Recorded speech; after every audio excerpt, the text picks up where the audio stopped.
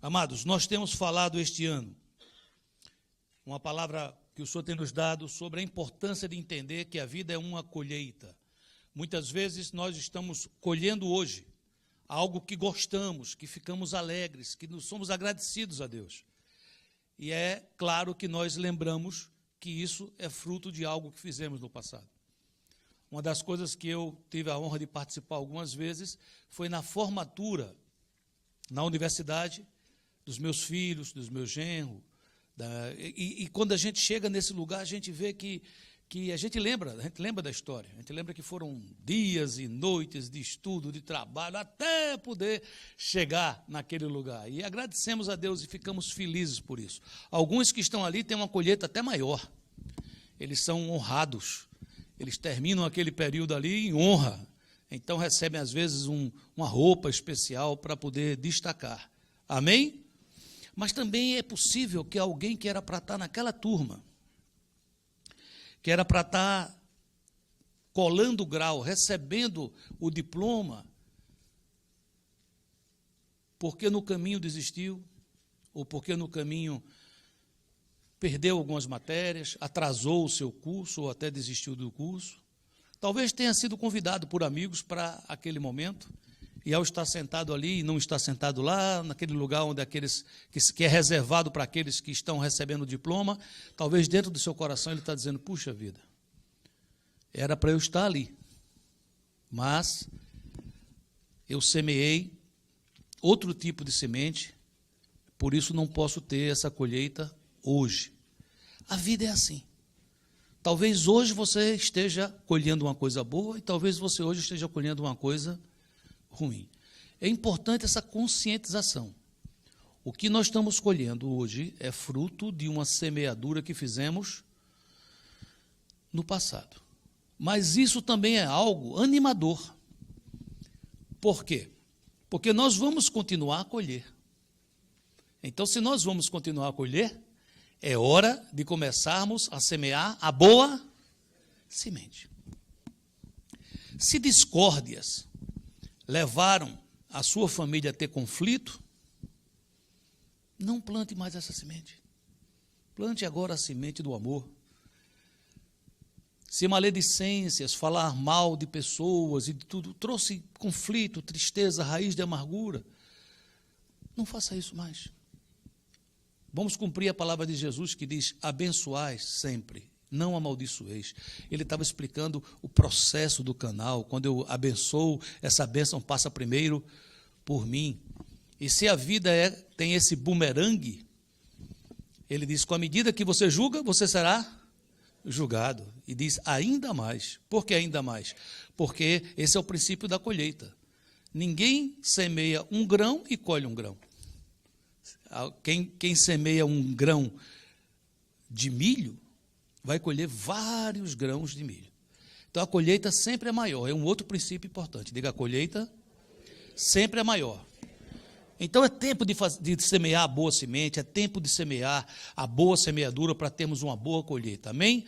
Com amor, pega na mãozinha de quem está do seu lado e fala assim, vamos semear a boa semente. A colheita será abundante.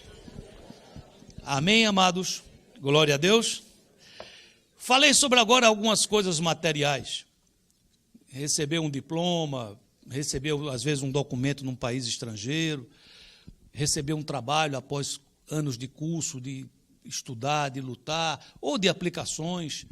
Mas sabe, queridos, existe um mundo que não é apenas esse mundo exterior, existe um mundo que passa dentro de nós. Poderíamos chamar de mundo interior. É esse mundo que nós muitas vezes costumamos chamar de alma. É essa parte que está dentro da gente. É uma parte que nem sempre as pessoas sabem exatamente o que a gente está passando. Às vezes nós somos muito transparentes. Quando estamos tristes, as pessoas olham e dizem, você está triste. E então a gente está transmitindo com o olhar o que o coração está sentindo. Mas às vezes nós, nessa sociedade, nos acostumamos a não mostrar tudo. Até por experiências passadas negativas. A gente, às vezes, não quer mostrar fraqueza, não quer mostrar tristeza, mas isso não modifica o fato do que está passando lá dentro. Nós estamos vivendo um momento em que a população, em geral, eu poderia dizer mundial, porque a média diz mundial, mas é mais forte em alguns países ditos, países desenvolvidos, tem havido um aumento da expectativa de vida. Em geral, as pessoas antigamente viviam... Teve uma época que a expectativa de vida, a média, eram 27 anos, imagina isso. Né? Isso vai aumentando de país para país. Né? E aí começa a mexer na previdência, porque antigamente as pessoas morriam mais cedo, se aposentavam, mas não ficava tanto tempo recebendo aposentadoria. E agora as pessoas estão ficando mais tempo vivas, né? Não são poucas. Você vê um país como o Brasil, eu escutei um dia desse que são mais de 20 mil pessoas que passam de 100 anos. Eu sei que para um país de 200 milhões, 20 mil a gente pensa é pouco, mas são 20 mil pessoas, não é? Então está lá, a pessoa se aposenta e não quer morrer de jeito nenhum. E o governo disse, não temos mais dinheiro e tal. Então a gente começa a entender que nós estamos recebendo, em geral, quantidade de vida. Quantidade. Mas, às vezes, essas pessoas que chegam a 100 anos, lamentavelmente, a partir de uma certa idade, começam a viver uma vida com uma qualidade muito baixa. Vivem muito, mas não vivem bem. Então, às vezes, a pessoa, a partir dos 80 ou de 90, começa a ter tanta dificuldade e a vida fica dura, fica pesada. Vai viver muito, mas não está vivendo bem. Por causa disso, você é bombardeado diariamente com coma bem, coma saudável, não tome refrigerante, não coma essas comidas junk food, frituras, coma coisas boas. E é legal, esses conselhos são bons. É lógico que vai aumentando, né? Tem gente que diz, olha, o limão salva você. Você começa tomando 1 limão por dia, até você chegar a 100 limões, depois você vai descendo. Se não salvar, pelo menos você vai aprender a fazer careta, né? Então, mas mal não faz, limão é bom, né? Então, são tantas coisas, na verdade, o que é que nós estamos querendo? Nós estamos querendo ter um corpo saudável, a gente quer viver muito, mas quer viver com qualidade de vida. Não quero viver numa cama, quero viver 90 anos, mas de preferência até o último dia, forte. Né? Eu estava vendo uma reportagem um dia desse que estava jogando futevôlei, um rapaz de 17 anos, que era o neto, um senhor de 40 e poucos anos, que era o pai, e o vovô, que tinha 92 anos, jogando futevôlei. Só em vê-lo jogando futevôlei, eu já fiquei cansado. Estava inteirão, o cara estava bem. Então você diz, puxa, isso é legal. Vive muito e vive bem. Mas sabe, amados, tem um terceiro fator que a gente não pode esquecer. Às vezes você está saudável fisicamente. Às vezes você está tendo vida longeva, vida longa.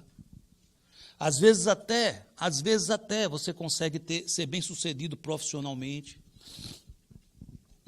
Mas, lamentavelmente, você começa a ser uma pessoa enferma da sua alma. Tudo isso ao redor, mas você vê o mundo cinza. Você não vê um mundo como os outros falam. Aliás, isso é normal. Né?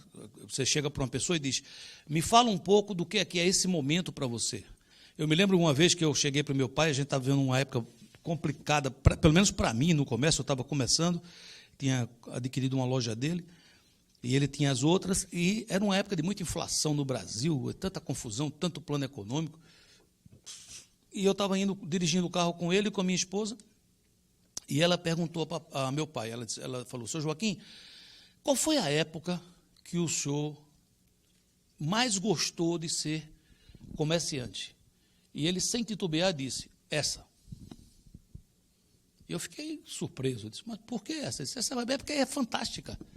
Essa época é uma época que tem muita inflação, então se você compra muita mercadoria, você consegue vender rápido a mercadoria, você aplica no mercado financeiro, você não sei o quê. Meu pai era um homem muito simples com relação a estudos, mas muito inteligente. E aí você diz, o que é que você quer levantar com relação a isso? É que se você tivesse perguntado a meu pai 10 anos antes, qual é a época melhor que o senhor acha? Sabe qual era a resposta dele? Essa. Para meu pai, sempre a melhor época era aquela. Nunca vi meu pai com saudosismo, sabe? Oh, céus, antigamente era bom. Oh, meu Deus, quando a gente morava lá no sítio, lá em São José de Mipibu, eu não vi nada disso. Oh, meu Deus, a gente não devia ter saído de Portugal, lá em Évora, meu avô, meu bisavô, a gente era para ter virado. Nada, não via nada disso. Papai gostava de viver agora, hoje, nesse instante. Por causa disso, ele tinha uma alma próspera. Meu pai era um homem crente, mas era um homem sempre alegre, sempre feliz, cantava muitas vezes. Ele gostava de fazer culto doméstico, cantava aquela música bem de manhã, depois cantava ao meio-dia, depois cantava do dia ao fim, que é um hino do cantor cristão, né, do inário evangélico.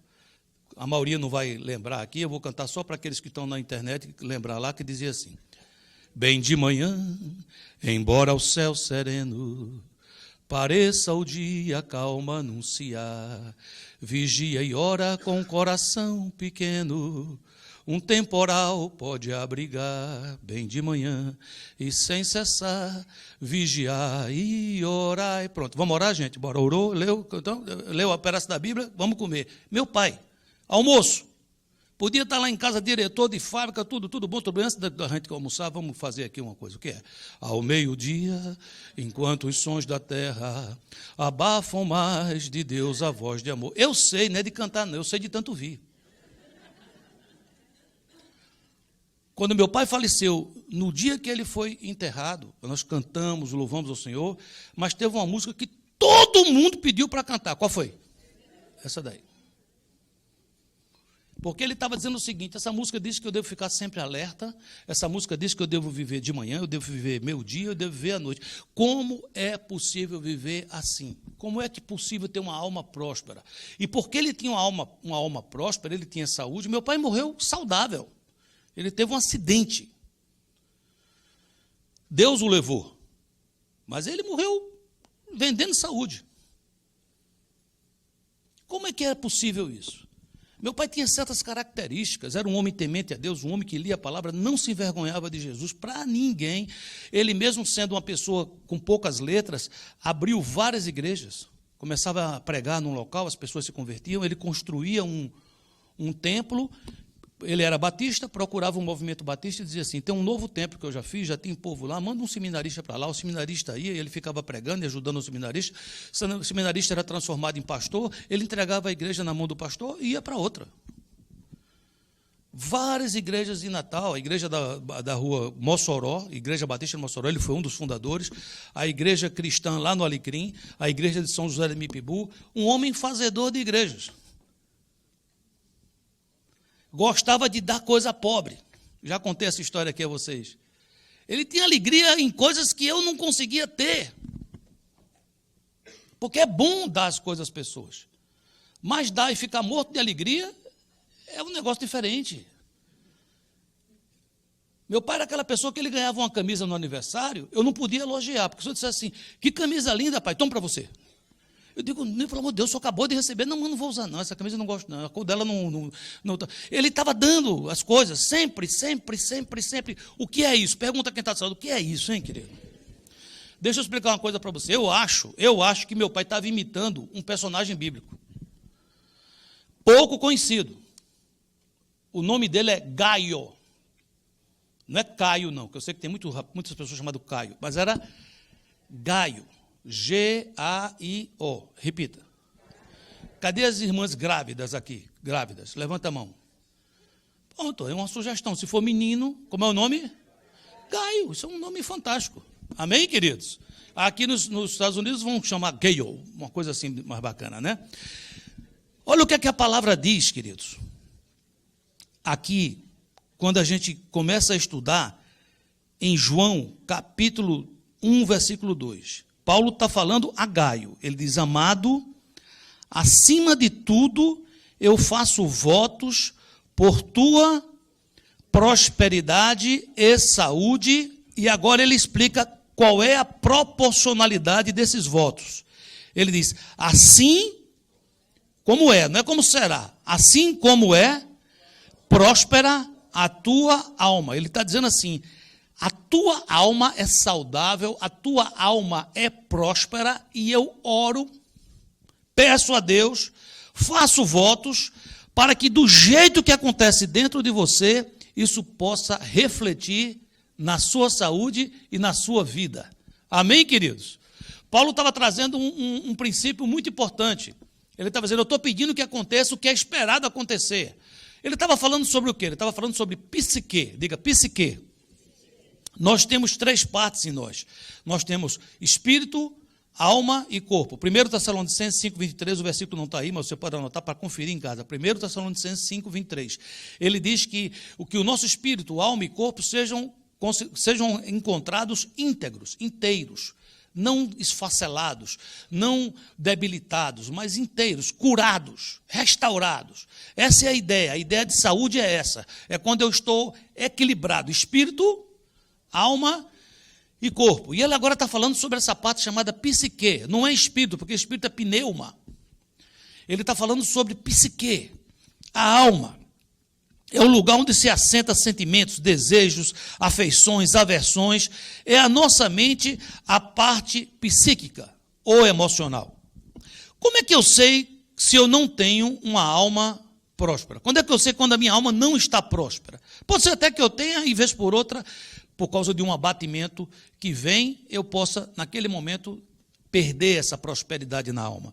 Deixa eu te dar alguns exemplos do que faz com que a gente possa entender. Porque você está me escutando e você pode estar perguntando, eu tenho uma alma próspera ou eu não tenho a alma próspera? Então, escreva, por favor. O primeiro sintoma é abatimento.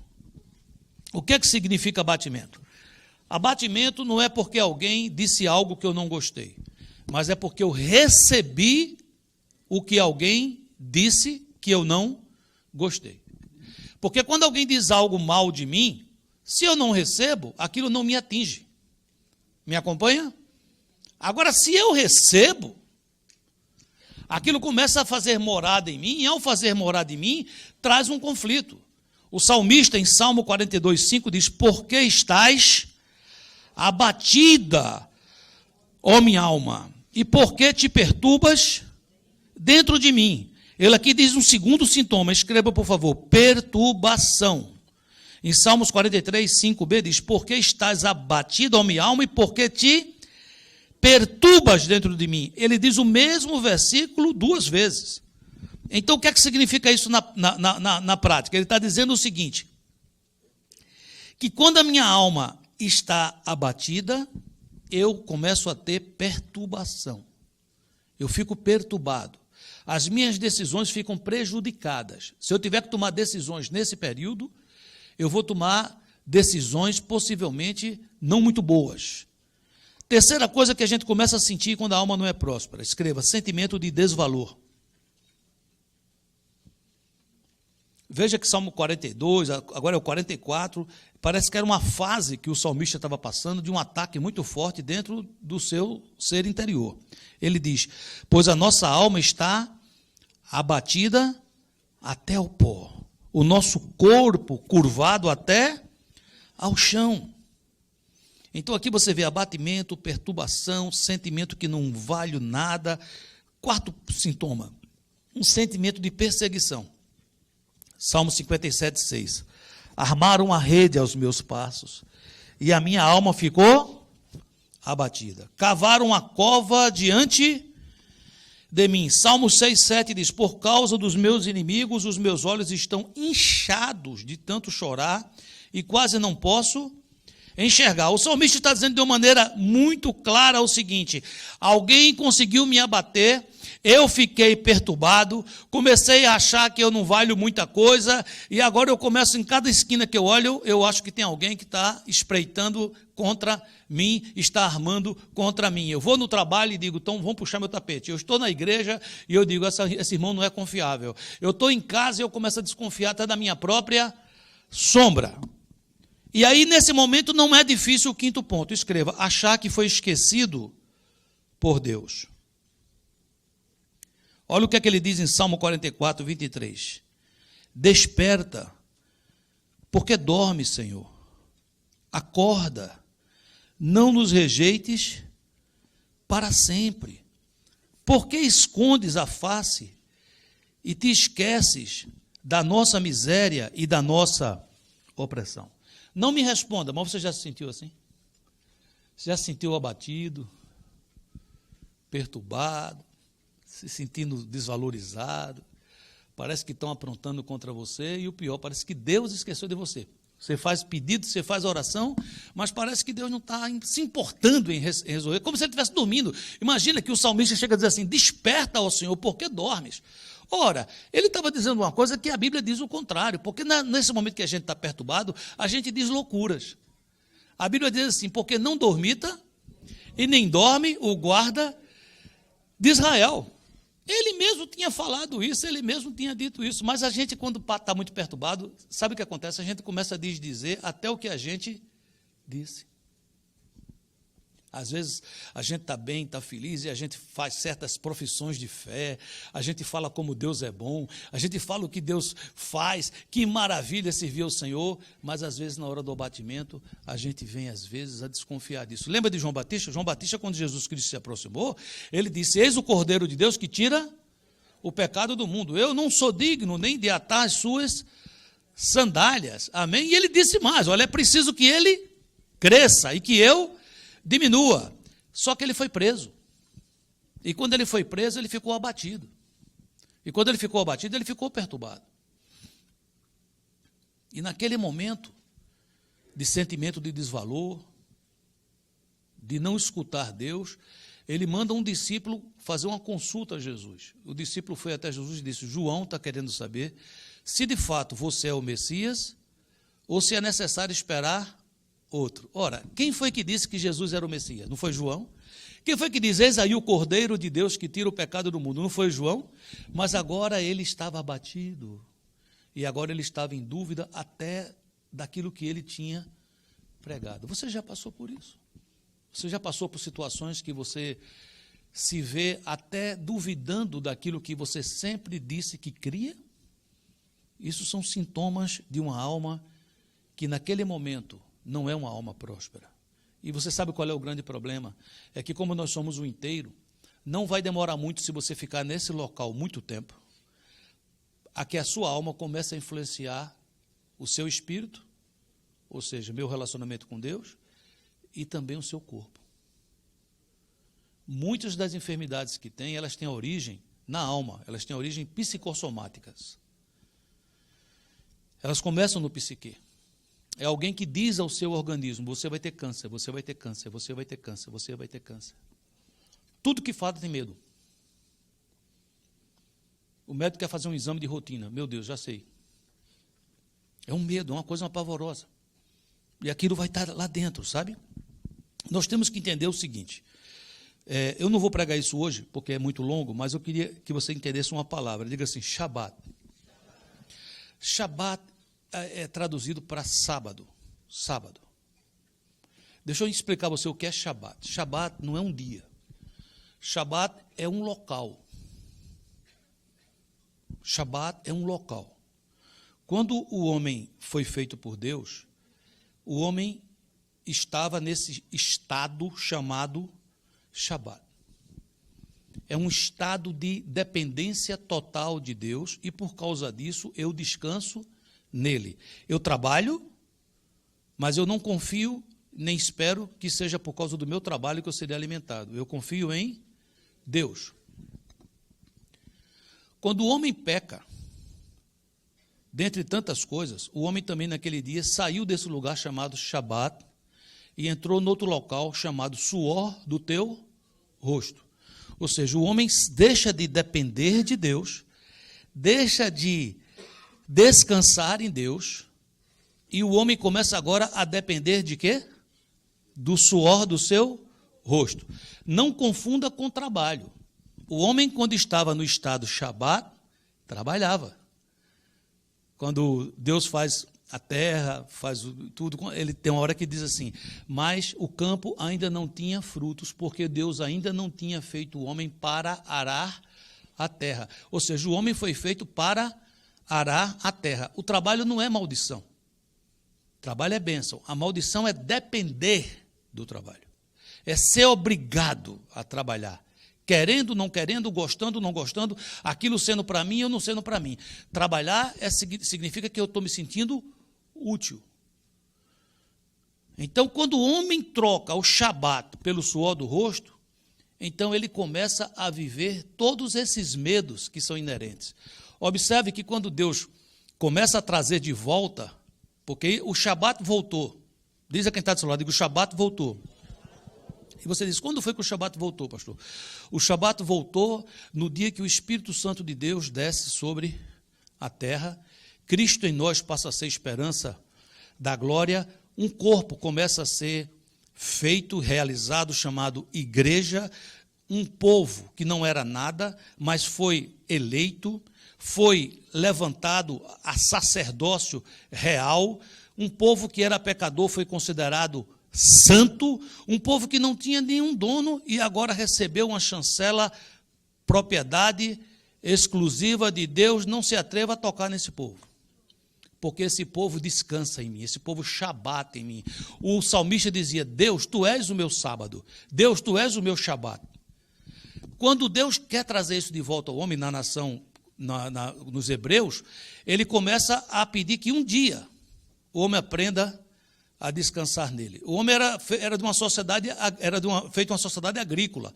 Quando é que o agricultor deixa de semear? O agricultor mesmo, aquele que está lá no campo, ele trabalha de sol a sol todos os dias, porque ele pensa, a terra não sabe que hoje é sábado, ou que hoje é domingo, ou que hoje é segunda. Então, todo dia que tem que dar uma passadinha, tem que limpar, tem que arar, tem que fazer isso, fazer aquilo. E então Deus traz a ideia para o seu povo de um dia por semana não trabalhar. E o que é que eu devo fazer nesse dia? Shabat. Diga, Shabat. E o que é Shabat? É um dia, naquele tempo foi. Mas não era o dia que era importante. É que aquele dia me levava para esse estado. Quando Jesus é confrontado, porque ele trabalha no sábado, Jesus fez muitas coisas no sábado, curou no sábado, mandou as pessoas trabalharem, levantar a sua cama e caminhar, fez coisas que os religiosos criticavam. E eles diziam, vocês não entenderam, gente. Vocês não entenderam. Não foi o homem que foi feito por causa do sábado, mas é o sábado que foi feito por causa do homem. O homem precisa do sábado, não é o sábado que precisa do homem. O homem precisa de Shabat.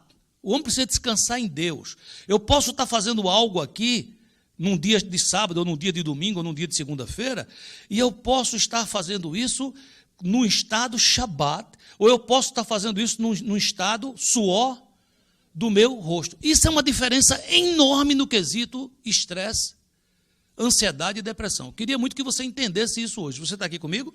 Quando Deus começa a ensinar o povo, olha o que é que ele faz com aquele povo. Ele fala assim, vocês vão trabalhar dessa maneira, 6 dias e um descansa.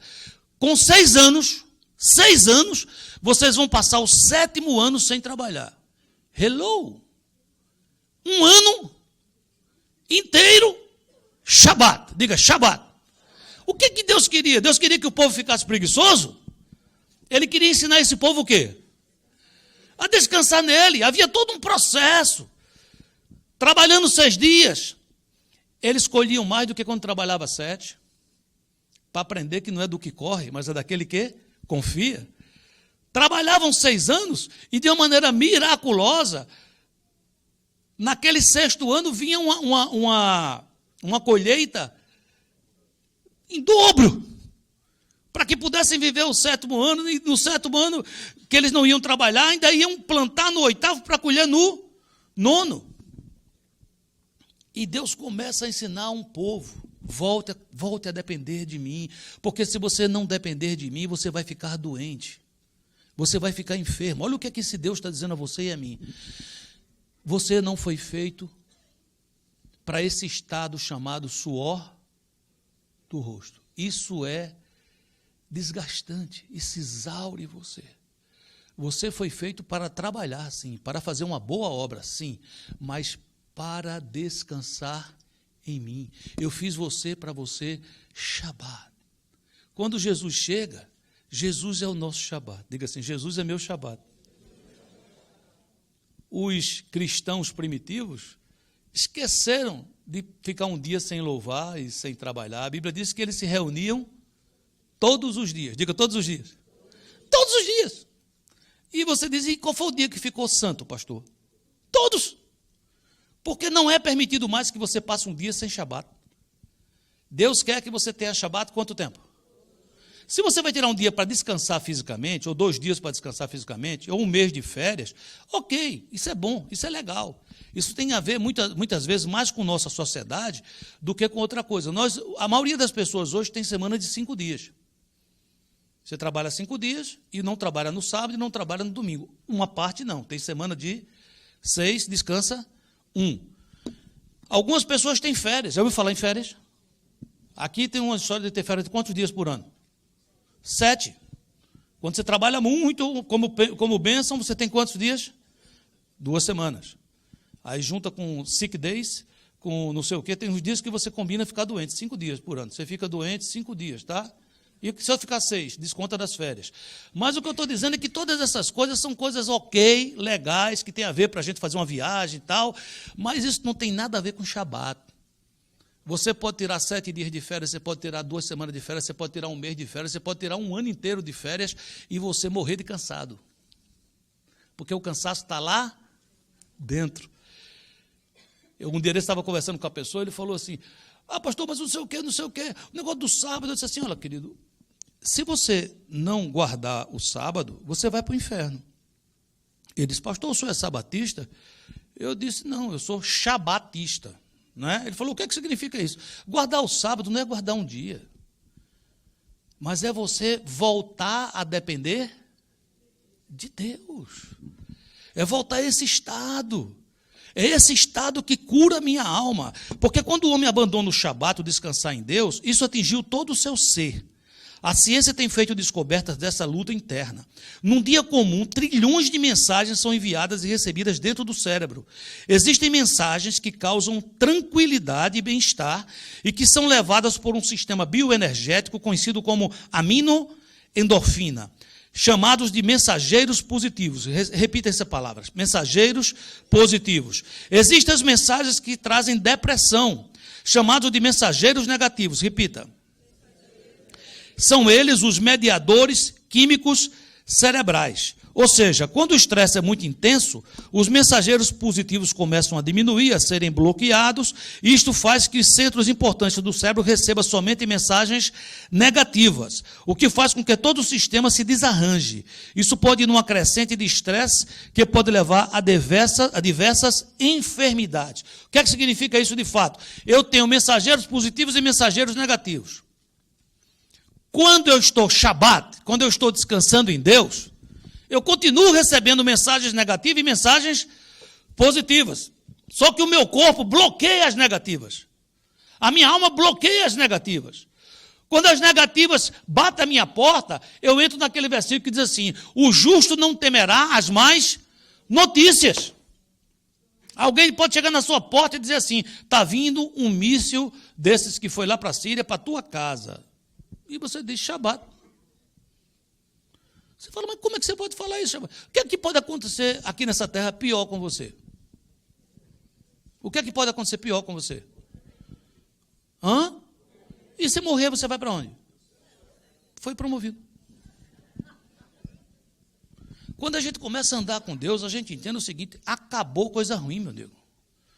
Por quê? Porque até as coisas ruins ele transforma em bênção. Romanos 8:28 está aí dizendo assim, todas as coisas cooperam para o bem daqueles que amam a Deus. Sabe, queridos, quando a gente vê a semeadura de Gaio, deixa eu ler um pouco sobre o trecho que João fala a Gaio. 3 de João, carta 3 de João, capítulo 1, versículo 1, diz assim, o presbítero ao amado Gaio. O presbítero era João, e ele está mandando uma carta para quem? Para Gaio. A quem eu amo na verdade. Ele era um amigão de João, sim ou não? Amado, né? Ele diz, amado, acima de tudo faço votos por tua prosperidade e saúde, assim como é próspera a tua alma. Pois fiquei sobremodo alegre pela tua vinda de irmãos e pelo seu testemunho da tua verdade, como tu andas na verdade. Não tenho maior alegria do que esta, de ouvir que meus filhos andam na verdade. João considerava Gaio o quê? Um filho, um amigo, um amado. Versículo 5, amado, procedes fielmente naquilo que praticas para com os irmãos. Isto fazes mesmo quando são estrangeiros, os quais perante a igreja deram testemunho do teu amor. bem farás encaminhando-os em sua jornada por modo digno de Deus. Versículo 9. Escrevi alguma coisa à igreja, mas Diótrefes, que gosta de exercer a primazia entre eles, não nos dá acolhida. Por isso, se eu for aí, far-lhe-ei lembradas as obras que ele pratica, proferindo contra nós palavras maliciosas. Aqui já é uma terceira pessoa. Como é o nome dele? Diótrefes. Né? E não satisfeito com estas coisas, nem ele mesmo acolhe os irmãos, como impede os que querem recebê-los e os expulsa da igreja. Ou seja, você tem João falando de uma pessoa chamada Gaio, que era uma pessoa que ele considerava que tinha alma próspera, e no meio do caminho ele fala que também naquela comunidade tem outra pessoa que não tem a alma próspera, e o nome dele é Diótrefes. Eu acho que foi daí que surgiu o nome Idiótrefes, né? Era um Idiótrefes. Então, o que é que acontece? Esse cara era chato pra caramba. Idiótrefes. Tá? O cara era chato mesmo. E João sabe. E versículo 11, olha o que é que ele diz. Amado, não imites o que é mal, senão o que é bom. Aquele que pratica o bem procede de Deus, aquele que pratica o mal jamais viu a Deus. Como é que eu sei que Gaio tinha uma alma próspera? O texto diz, escreva aí, ele andava na verdade. O versículo 3 diz assim: pois fiquei sobre modo alegre pela vinda de irmãos e pelo seu testemunho da tua verdade, como tu andas na verdade. Não andar na verdade, que é o contrário de andar na verdade, ocorre quando passamos a quebrar princípios bíblicos e a ocultar pecados. Ele estava dizendo assim, você anda na verdade. O que é que significa anda na verdade? Você tem transparência. Se você errar, você confessa. Você conserta, você sai daquilo. Você diz, mas por quê, pastor? Porque, deixa eu explicar uma coisa para você. A gente tem que entender que erro é o que a Bíblia diz que é erro. Erro não é o que eu sinto. Erro é o que a Bíblia diz. Estava conversando com a minha esposa hoje sobre essa questão assim do resgate de Deus, né? Porque quando Deus faz o acordo com Abraão, a aliança com Abraão, ele pega um mundo. Um pouco antes diz que naquela época os homens não tinham rei, então cada um fazia o que queria. Era um mundo louco. Matava, roubava, era uma doideira, mas assim, se diz hoje também tem isso, mas naquela época era sem lei, era um negócio que o pecado tinha feito um negócio horroroso. Deus chama Abraão, e ele sai da sua terra, da sua parentela. Mas observe, é um homem que está saindo de uma escuridão enorme para a luz. Então ainda tem muitas coisas em Abraão que precisam ser trabalhadas, precisam ser encaminhadas. Então havia coisas que Abraão fazia que era errado, mas ele ainda não tinha consciência que era errada. Mas isso não deixava de ser errado. Por exemplo, Abraão, por 2 vezes, para se safar, para não ter perigo de alguém matá-lo, ele chegou num local e, como a esposa dele era muito bonita, ele imaginou, vão saber que ela é minha mulher, muito bonita, vão me matar para ficar com ela. Como Sara era meia-irmã dele, ele disse, olha, vamos falar só essa parte, vamos falar que você é minha irmã. Dessa maneira, eles não vão me matar. E resultado, por 2 vezes, o líder daquele local pegou Sara. Tem um caso que Deus entra e salva a situação, e tem outro que fica no ar. Não se sabe se houve alguma situação ali complicada. Você diz, o que é que você quer dizer? Para mim, isso é uma passagem triste da vida do nosso patriarca, o pai da fé, Abraão. E o que é que acontece? Deus tem misericórdia dele, mas Deus não concorda com o pecado. Deus entra lá, repreende, tira Sara daquela situação, e por 2 vezes Abraão passa por essa disciplina de Deus. Você está me entendendo ou não? Mas Abraão fez aquilo achando que estava o quê? Certo, porque era cultural. Tem uma hora que Sara diz, não estou tendo filho, não estou tendo filho. O que é que você faz? Pega a minha escrava, Agar, e tenha filhos com ela, para que você possa ter uma descendência. Isso é certo? Naquela época, culturalmente, era. Então, qual é o grande problema da gente ter uma alma próspera? É que eu tenho que desistir de continuar fazendo coisas ou deixar de fazer coisas por causa do que eu sinto, se eu sinto paz ou se eu não sinto paz, se eu estou bem ou se eu não estou bem. Por quê? Porque meu coração é enganoso. Então você fala, o que é que eu faço, pastor? É a palavra. Não é o pastor Júnior, não é o irmão, é a palavra. Se a palavra diz que eu devo cuidar da minha esposa como Cristo cuida da igreja, eu não vou pegar a minha esposa e vendê-la. Nesses casos, Abraão recebeu, queridos, animais, recebeu pagamento por Sara. É uma coisa que é difícil da gente conseguir entender, sim ou não?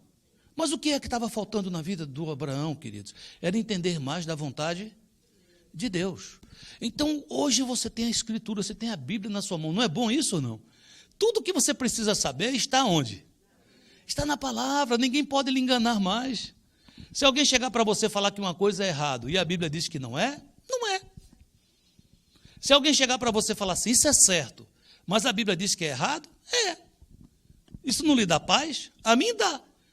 Eu consigo me livrar dos falsos profetas, eu consigo me livrar dos falsos pregadores que falam muito bem, mas distorcem as Escrituras.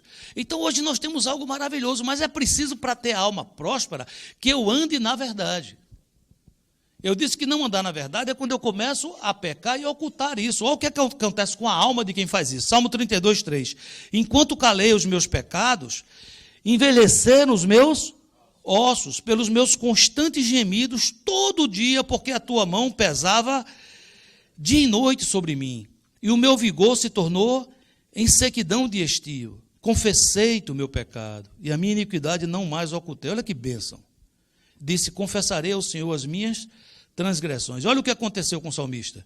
E tu perdoaste a iniquidade do meu pecado. Ou seja, ele estava envelhecendo, os seus ossos estavam apodrecendo dentro dele, porque ele não estava andando na verdade. Quando ele começa a andar na verdade, começa a ter saúde. Diga assim, andar na verdade traz saúde. Olha o que acontecia com Gaio também. Suas práticas e ações eram fiéis ao que ensinava. Versículo 5, amado, procedes fielmente naquilo que praticas para com os irmãos. Ou seja, ele falava e ele procurava o quê? Praticar. Apóstolo Paulo diz, eu esmurro o meu corpo, reduzo a servidão para que eu não seja pego em falta naquilo que eu prego.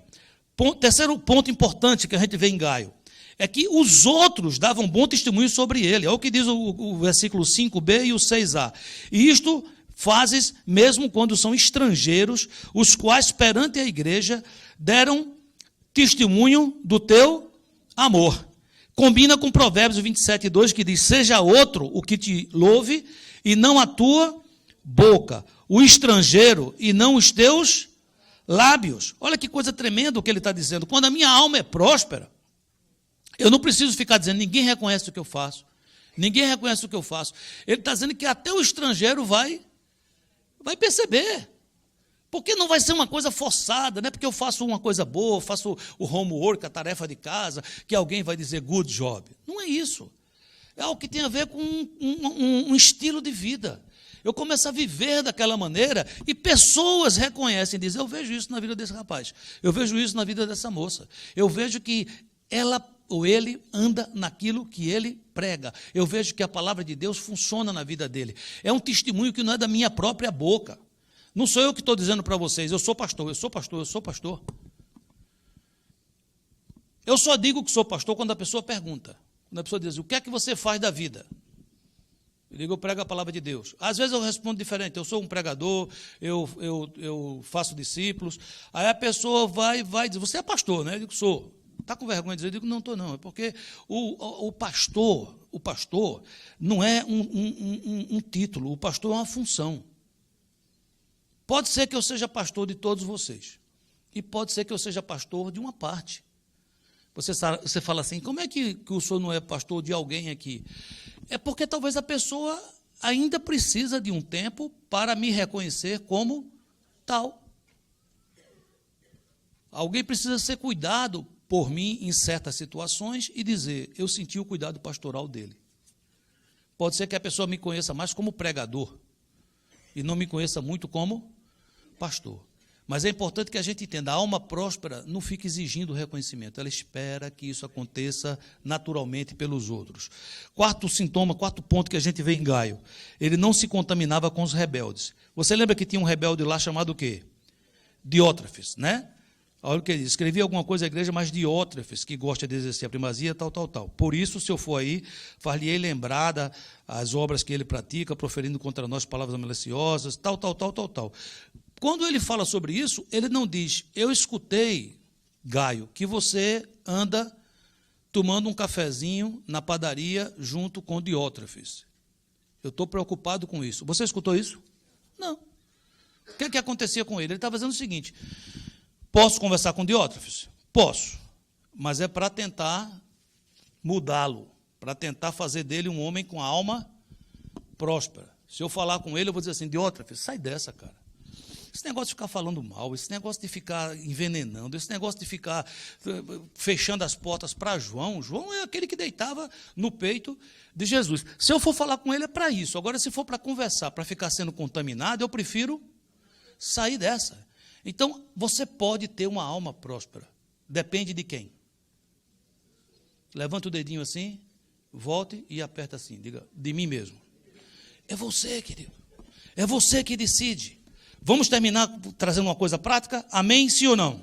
Semeando e colhendo saúde. Quem quer saúde, diga amém. Primeira coisa que você vai dizer todo dia para você mesmo. Você tem que se ministrar. Diga, ministrar. Você tem que pregar para você, porque você vai passar por lutas. E quando passar por lutas, você vai se abater se você receber a luta.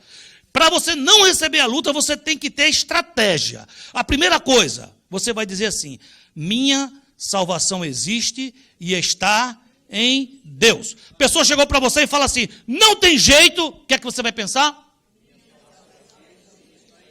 Olha, esse teu caso, eu acho que misericórdia. O que é que você vai dizer? Olha o que o Salmo 43:5 diz. Por que estás abatido, ó minha alma? Por que te perturbas dentro em mim? O que é que ele diz? Lê comigo.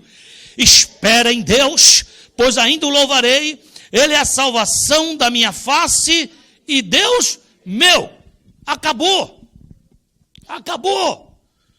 Alguém chega para mim e diz, você está derrotado, o teu documento não vai sair, esse emprego não é teu, o teu casamento está indo de mal a pior. E você vai dizer, minha salvação existe e está em Deus. Se depois que a pessoa foi embora, a sua alma começar a falar essas coisas, você vai dizer a ela, calada. Te aquieta.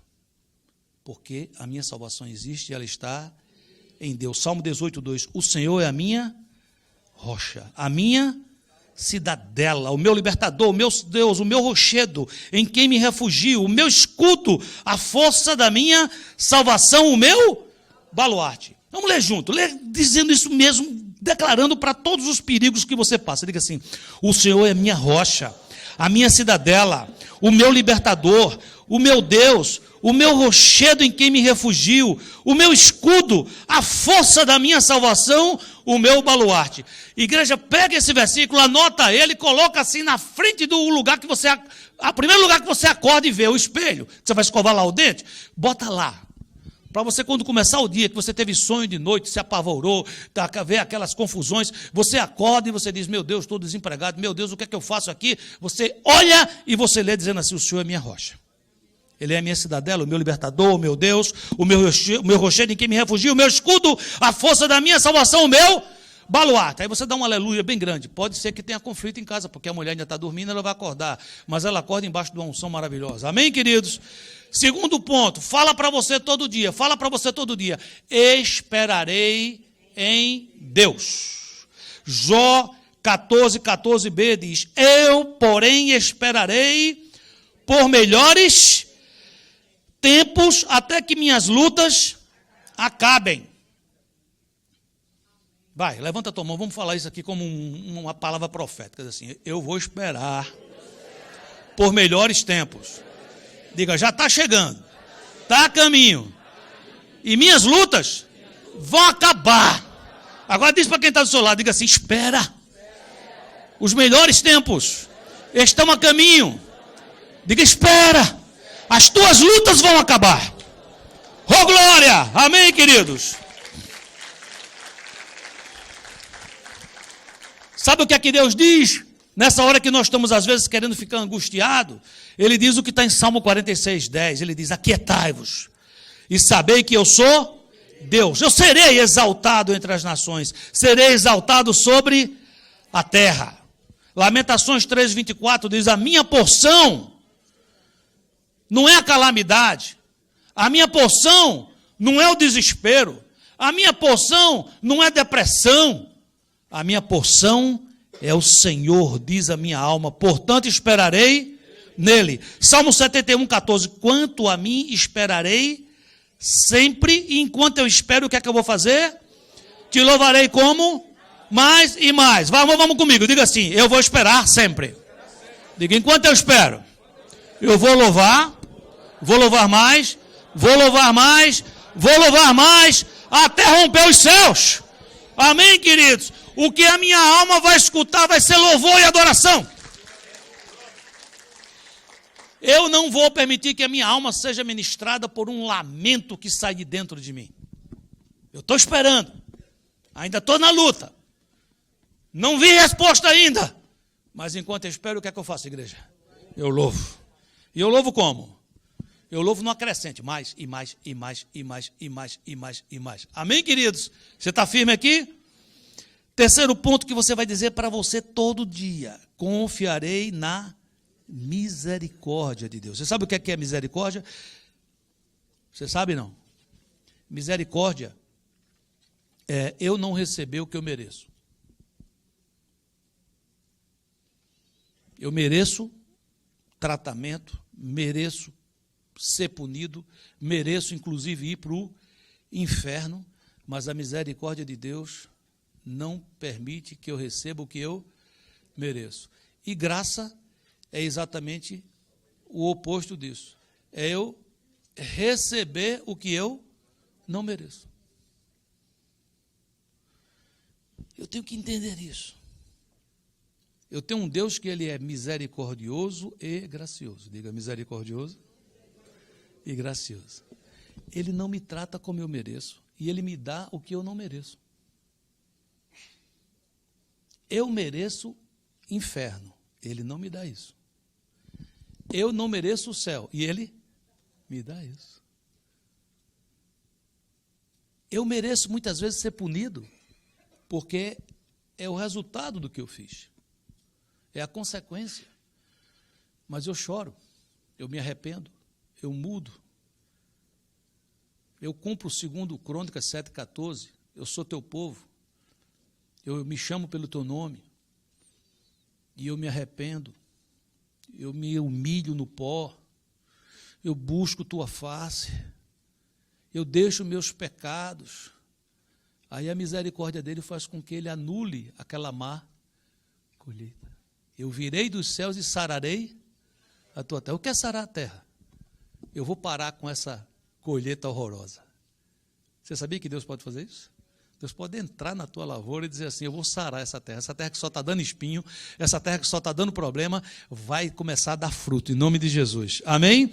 Salmo 44:25 diz, pois a nossa alma está abatida até ao pó, o nosso corpo curvado até o chão. Levanta-te em nosso auxílio e resgata-nos por amor das tuas misericórdias. Lamentações, capítulo 3, versículo 22, o profeta estava passando uma época muito difícil, muita fome, muita luta, e ele diz assim, as misericórdias do Senhor são a causa de não sermos consumidos, porque as suas misericórdias não têm fim e renovam-se cada manhã, grande é a tua fidelidade. Você está acordando, você está dizendo, o Senhor é minha força, o Senhor é minha salvação, eu espero nele, enquanto eu espero eu louvo mais e mais e mais, e tem mais. Hoje, as misericórdias do Senhor se renovaram. Diz a quem está do seu lado, hoje, sobre a tua vida, foram renovadas as misericórdias do Senhor. Você está entendendo como é que você pode ter a alma próspera? Diga assim, é um exercício, diga, é um exercício. E você fala, e por que é um exercício, pastor? Isso não é meio assim, mecânico? Deixa eu explicar uma coisa para você. Uma alma enferma, ela só fica enferma por causa de um exercício. Uma alma perturbada, ela fica perturbada por causa de um exercício. Você fala, qual exercício? De ficar em looping pensando que o pior vai acontecer. É uma ministração negativa. É quando eu começo a ministrar dentro de mim o caos. Como é que eu elimino isso? Fazendo exatamente o contrário. Eu começo a ministrar dentro de mim a vitória em nome do Senhor. E para isso eu preciso escreva, lembrarei do que Deus já fez. Deus já fez alguma coisa na tua vida? Você pode lembrar de algo que Deus fez na tua vida agora, de bênção que Ele já fez por você? Amém? Dá um glória a Deus bem alto por causa disso. Olha o que Lamentações 3:21 diz: quero trazer à memória o que me pode dar esperança. Então, é bem simples. Olha para mim, amada igreja. Chegou algo à tua memória, dá esperança? Não, joga fora. Dá esperança? Pode entrar que a casa é tua. Seja bem-vinda. Amém? Eu quero trazer à memória o que pode me dar esperança. Não vão faltar mensageiros negativos para dizer a você, não há esperança para você em Deus, não há isso, não há aquilo, não há aquilo. O que é que você vai fazer? O que é que você vai fazer? Rejeita isso, em nome de Jesus. Rejeita em nome de Jesus. E ministra dentro de você. Ministra dentro de você. Salmo 44:1 diz: ó Deus, nós ouvimos com os nossos ouvidos, e nossos pais nos têm contado os feitos que realizaste em seus dias, nos tempos da antiguidade. Ele está dizendo assim, além do que o Senhor fez por mim, eu já ouvi, eu já li na Bíblia, eu ouvi dizer que o Senhor abriu o mar vermelho. E eu escutei que o teu povo passou a pé enxuto. E eu também escutei que quando os inimigos entraram atrás dele, o Senhor mandou que o mar se fechasse e eles o quê? Pereceram. Olha, eu escutei que o Senhor sustentou o teu povo 40 anos no deserto, as roupas não ficavam velhas, os sapatos ficavam novos, e caía do céu maná. Eu escutei sobre esse assunto, sabia, Deus? Estou sabendo dessas histórias. Eu sei. Eu soube que a última palavra não é mais da morte. Que o teu filho venceu a morte e ele ressuscitou. Você diz, isso é bom, pastor, isso é ótimo. Deus fala assim, se aproxime de mim e lembre-me das minhas promessas. Será que Deus se esqueceu? Não. Quem se esquece às vezes somos nós. Quando ele diz, lembre-me das minhas promessas, ele está dizendo assim, faz um exercício para você lembrar, porque eu nunca esqueci. O que eu prometi a você, eu vou cumprir. Às vezes tem um tempo, às vezes demora um tempo, mas eu estou trabalhando nisso. Amém, queridos? Abacuque 3:2 diz, ó Senhor, ouvi falar do que tens feito, estou cheio de temor, faze agora, diga, faze agora. Em nosso tempo, as coisas maravilhosas que fizeste no passado, para que nós também as vejamos. Eu posso orar isso. Eu posso dizer, eu soube que o Senhor fez isso em tal igreja, eu soube que o Senhor fez isso em tal cidade, eu soube que o Senhor fez isso em tal família. Faz de novo, Senhor. Para quê? Para que eu veja. E para quem está querendo ver? Está curioso? Não, porque isso mudará a minha vida, mudará a minha existência, fará com que seja diferente para mim existir nesse tempo e nessa geração. Último ponto. Todo dia você ministra isso. Confiarei que Deus tratará com os meus inimigos. Você tem inimigos, eu tenho inimigos, sem você querer ou você querendo. Acontece isso. Acontece. Como é que é isso, pastor? Nós temos o inimigo. O nosso inimigo se chama Belial. E Belial, muitas vezes, por causa da fraqueza das pessoas, ele consegue ter o que a Bíblia chama de homens de Belial. O que é isso numa linguagem comum? Nosso inimigo é o adversário, nosso inimigo é o diabo. E às vezes ele pega pessoas que por causa da sua fragilidade, por causa da sua alma enferma, por causa do momento que estão passando, e ele influencia essas pessoas. E essas pessoas começam a ter raiva de você, começam a ter raiva da igreja, começam a falar mal daquilo que já falaram bem. Você precisa entender que às vezes nós cometemos um erro. Você fala, e qual é o erro? Nós começamos a querer bater em alguém que bate em mim. Eu me sinto agredido, eu digo, agora você vai ver. Vem cá, vamos conversar aqui. Tu vai ver o que é que dá mexer com Paraíba. Tu vai ver aqui o lado de Lampião aparecer aqui. Isso é derrota. Isso é carne. Deus manda que, se você acha que alguém é seu inimigo, Deus manda que você ame. É como Deus dissesse assim, eu estou vendo isso. Diz com amor para quem está do lado, assim, sabe aquelas coisas? Diga, sabe aquelas coisas? Ele está vendo. Diga, ele está vendo tudo. Está vendo. Ah, você diz, o que é que eu faço? Deixa na mão dele. Olha o que diz Salmo 57,6. Armaram uma rede aos meus passos, e aí a minha alma ficou o quê? Abatida. Porque é ruim, né? Quando a gente sabe que tem gente aprontando contra a gente, dá aquela tristeza no coração, não dá? Às vezes é aquela pessoa que você recebeu, às vezes até na sua casa, você fez alguma coisa pela pessoa e a pessoa agora está puxando o tapete. Não dá uma dorzinha no coração? O salmista sentia. Ele dizia, minha alma ficou abatida. Cavaram uma cova diante de mim. Mas sabe o que foi que aconteceu? Foram eles que nela caíram. E aí vem a palavra Selá. Selá significa pausa, se aquieta. Você não tem que fazer nada. Terrível coisa cair na mão do Deus vivo. Combina com o Novo Testamento, em Romanos 12,19, diz, não vos vingueis a vós mesmos, amados. Porque nós estamos falando de ter uma alma saudável. Vingança é um veneno que vai fazer a nossa alma ficar o quê? Enferma. É o contrário, nós não podemos deixar isso acontecer. Ele diz, está em lugar a ira, porque está escrito, a mim me pertence a vingança, eu é que retribuirei, diz o Senhor. Eu quero terminar uma mensagem como eu nunca termino com isso, porque existe uma regra em hermenêutica, em homilética, não termine uma mensagem com uma pergunta. A mensagem tem que terminar com uma resposta. Mas eu já dei tantas respostas, eu já disse tanto o que é que a gente tem que fazer aqui, que eu vou terminar com uma pergunta, eu vou quebrar essa regra. Como é que está a nossa alma?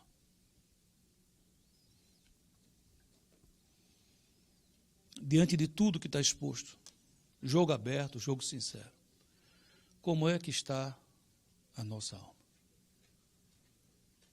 Isso não é uma coisa que tem que ver com o que os outros vão pensar de mim. Isso tem a ver com a minha vida, com a minha história. Eu quero dizer a vocês o que vocês já sabem. Nós somos seres humanos. E muitas vezes nós vimos aqui salmista, Davi e outros homens de Deus dizer assim, eu fiquei abatido. Ficar abatido faz parte. Agora, permanecer abatido é o que está sendo dito, saia desse lugar. Saia desse lugar, porque isso é um lugar de morte, é um lugar de enfermidade. Por isso eu quero ler mais uma vez, junto com você, 3 João 1,2. Leia comigo. Amado, acima de tudo faço votos por tua prosperidade e saúde, assim como é próspera a tua alma. Vá repetindo comigo, diga assim, eu sou amado. E acima de tudo, Deus deseja que eu tenha prosperidade e saúde na medida que a minha alma é próspera. Vamos ficar de pé, deixa eu orar por você.